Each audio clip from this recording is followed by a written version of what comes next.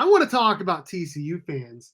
So last year, K-State dealt with some pretty ridiculous TCU fans in both of the games that K-State played in against them. So K-State went down to Fort Worth last year in a pretty big ball game that saw both Will Howard and Adrian Martinez get hurt.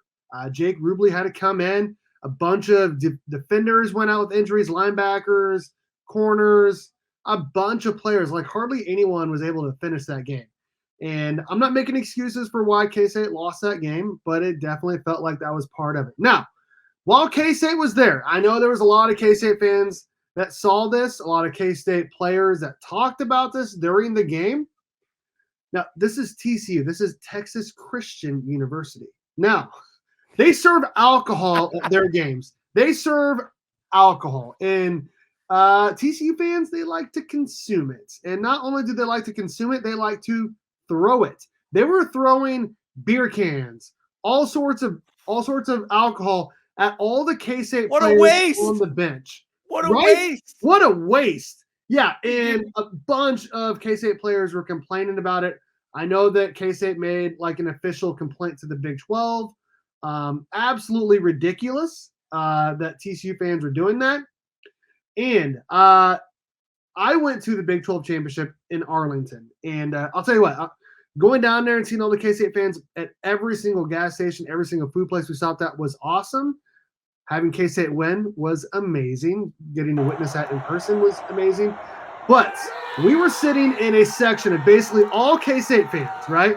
There was a group of TCU fans right next to us, and they were the rudest fans I had ever encountered outside of Nebraska fans, which Nebraska fans have a pretty bad rap.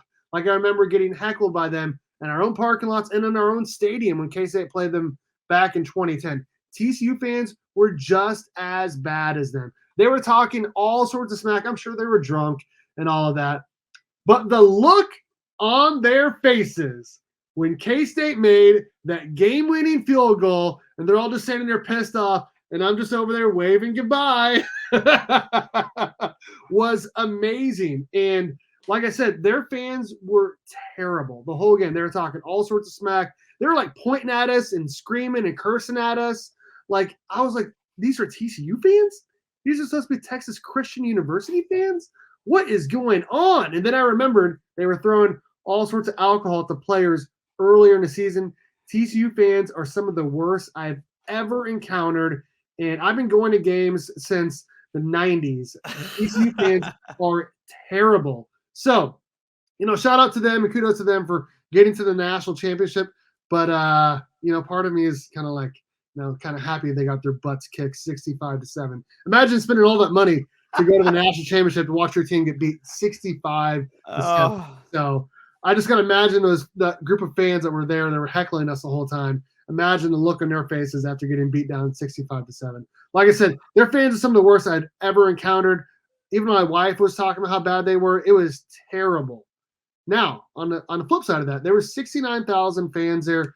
I definitely say they probably had, 40,000. We had 30,000. They definitely had more than us, but K-State Nation was there in full force on a week's notice, driving 8 hours south, while TCU only had to drive 20, 30 minutes. K-State fans showed out, no doubt about it. And I definitely wanted to talk about that because after you talk about the K-State fans, I want to talk about how terrible the TCU fans were that I encountered last year.